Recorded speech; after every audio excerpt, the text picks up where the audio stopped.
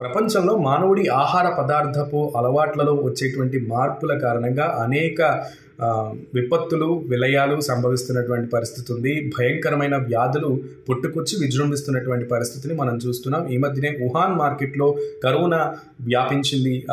మాంసపు అమ్మే మార్కెట్ నుంచే ఈ కరోనా అనే వ్యాధి వ్యాపించింది అని ఒక నానుడి ఉంది. మరొకటి ఒక ల్యాబ్ నుంచి ఈ వ్యాధి వ్యాపించిందని ఇంకొక నానుడి ఉంది. అయితే ఆ రెండింటికి సంబంధించి అయితే గబ్బిలాలు అనేది కామన్ పాయింట్ అయింది. గబ్బిలాల నుంచే ఈ కరోనా వ్యాధి అనేది వ్యాపించింది అనేది తెలుస్తోంది ప్రపంచానికి. అయితే కాంగోలో మరొక మిస్టరీ వైరస్ ఇప్పుడు విజృంభణ చేస్తోందని చెప్పాలి. అక్కడ విలయ తాండవం చేస్తోంది.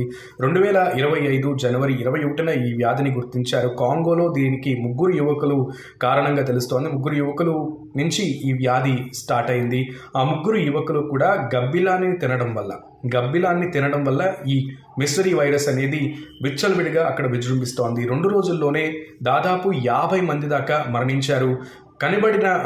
కొన్ని లక్షణాలు కనబడుతున్నాయి. ప్రాథమికంగా ఈ వ్యాధి సోకిన వాళ్ళలో జ్వరం, వాంతులు, అలాగే ఇంటర్నల్ బ్లీడింగ్, అంతర్గత రక్తస్రావం కూడా అవుతోంది. ఈ లక్షణాలు కనబడిన కొంతమందిలో 2 గంటల్లోనే వాళ్ళు మరణిస్తున్నారు. అంత భయంకరంగా ఈ వ్యాధి లక్షణాలు ఉన్నాయి. అయితే సహజంగా ఇంటర్నల్ బ్లీడింగ్ అనేది డెంగ్యూ, ఎల్లో ఫీవర్, అలాగే ఎబోలా వైరసెస్లో వస్తే కనుక ఆ వైరస్లు కానీ ఆ వ్యాధి కానీ సోకితే కనుక ఇంటర్నల్ బ్లీడింగ్ అనేది అవుతూ ఉంటుంది.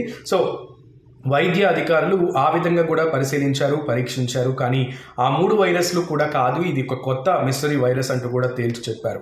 WHO ఆఫ్రికన్ కాంటినెంట్కి సంబంధించి WHO కూడా స్పందించింది. దీనికి సంబంధించి ఇదొక భయంకరమైనటువంటి వ్యాధిగానే, కొత్త మిస్టరీ వైరస్గానే అభివర్ణించింది. అయితే కొంతమంది మాత్రం ఆఫ్రికాలో ఇటువంటి వ్యాధులు అనేవి సహజం అని అంటున్నప్పటికీ కూడా ఇది అప్పటి నుంచి 419 మందికి సోకింది. 53 మంది మరణించడం కూడా మనం చూస్తున్నాం. అందులో 2 రోజుల్లోనే 50 మంది మరణించారు.